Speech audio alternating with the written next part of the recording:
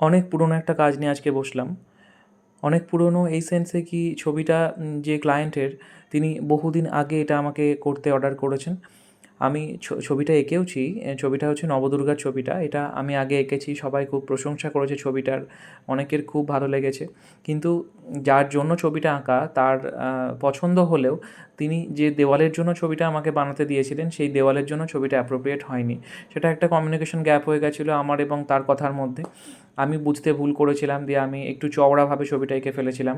কিন্তু তিনি অ্যাকচুয়ালি চাইছিলেন কি ছবির যে ৯টা ফিগার, নবদুর্গার যে ৯টা রূপ, সেটা একদম পরপর ছোটো ছোটো আকারে ওই সমান লেন্থের মধ্যেই থাকবে। কিন্তু আমি সেটাতে না বুঝতে পেরে তাদেরকে অ্যারেঞ্জ করেছিলাম দুজন দুজন করে পাশাপাশি বসে একটু চওড়া করে। তাতে ছবিটা একটু বেশ চওড়া হয়েছিলো। আমার আঁকতে ভালো লেগেছিলো, অনেকটা জায়গা পাওয়া গেছিলো। কিন্তু এটা ভীষণ সরু একটা ছবি হচ্ছে।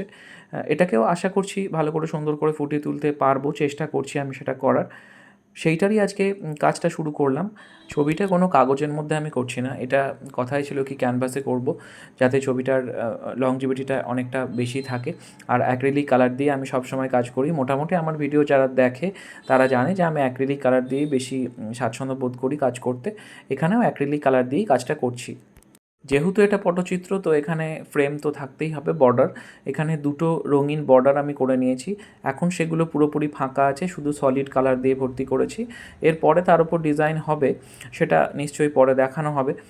এখন যে কাজটা করছি সেটা হলো নবদুর্গার ৯টা ফিগারের শাড়ির যে রঙগুলো হয়, প্রত্যেকটার একটা বিশেষ বিশেষ রঙের শাড়ি থাকে, সেইগুলো আমি করছি এখন। প্রথম জনের এখানে পরানো হয়েছে হলুদ, তারপরের জনের সবুজ, তারপরের জনের গ্রে কালার, তারপরে কমলা, তারপরেরটা সাদা থাকবে স্কন্দমাতা, তারপরে থাকছে লাল, তারপরে থাকছে ব্লু, তারপরে নিচে এটা হচ্ছে অষ্টম জন। অষ্টম জনের থাকবে গোলাপি, আর নবম জনের থাকবে বেগুনি রঙ। তো এই রঙগুলোকে জাস্ট আমি আজকে করলাম। এখনও অনেক কাজ বাকি আছে ছবিটার। এতে অনেক ছোট ছোট কিছু কাজ আছে। ফ্রেমিংয়েও পুরো ফ্রেমটাই ডিজাইন হবে।